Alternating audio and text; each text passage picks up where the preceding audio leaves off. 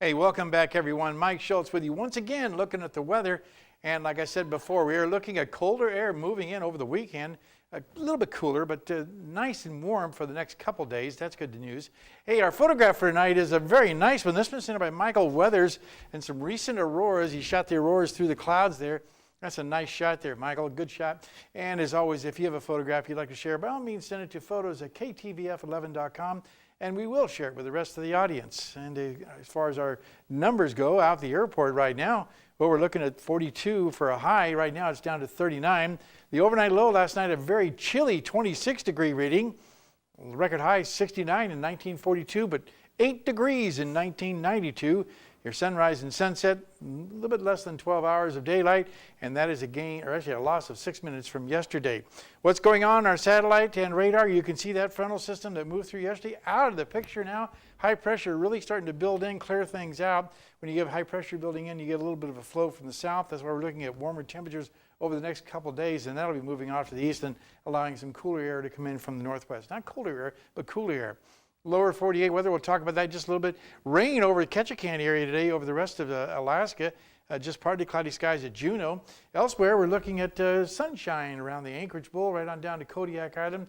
Then cloudy skies on the west coast, a little rain falling around the Nome area, and some snow in the Barrow area with 34-degree reading there. Now the lower 48 weather. Over the Pacific Northwest, the rain continues to fall from Seattle to Portland. Elsewhere, we're looking at very nice hot temperatures. Idaho Falls, 88 degrees. Denver at 84 degrees. Then heading eastward across the rest of the country, some rain around New York, also around Washington, D.C.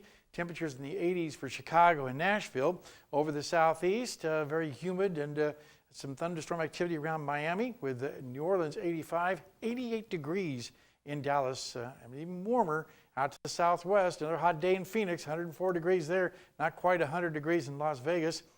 Some showers around the San Francisco area, 80 degrees there and 88 in Los Angeles. On the satellite and radar tonight, we're looking at that frontal boundary that's moving in the Pacific Northwest. The good news is that continues to press off to the east, and that'll be moving cooler air and moisture air into the fire zone there that's happening around Lake Tahoe. Hopefully you can get a handle on that fire that's going there and get it under control. Elsewhere, we have some showers around the Chicago area. And as far as the overall outlook for this weekend, the cool air will continue across the Pacific Northwest, dropping down to central California. That's good news. Drenching thunderstorms and showers over the southwest, showers and thunderstorms over the east, but nice weather over the northeast. Okay, back to Alaska for tomorrow. For the northern sections, rain and snow in Barrow, scattered clouds for Nome, and also at Fort Yukon. Here in the interior, looks pretty good. Few areas of fog in the morning, otherwise partly cloudy skies at Healy, Delta Junction, and Fairbanks.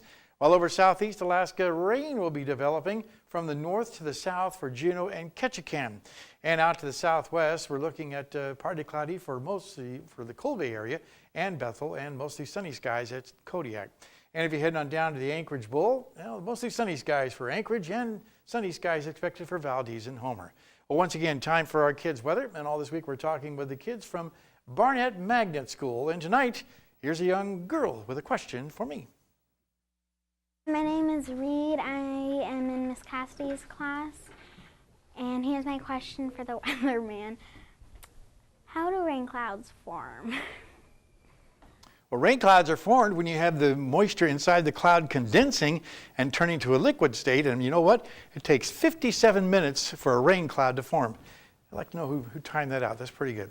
And again, thanks as always to Mount McKinley Bank for sponsoring our kids' weather. Tomorrow night, we're going to have the teacher here, and she'll have, she will have an extra interesting weather fact to share with us. Okay, here's your forecast for the remainder of the night. Look at that overnight low, 24 degrees, scattered clouds, patchy fog. Once again, it shouldn't be nearly as thick as it was this morning.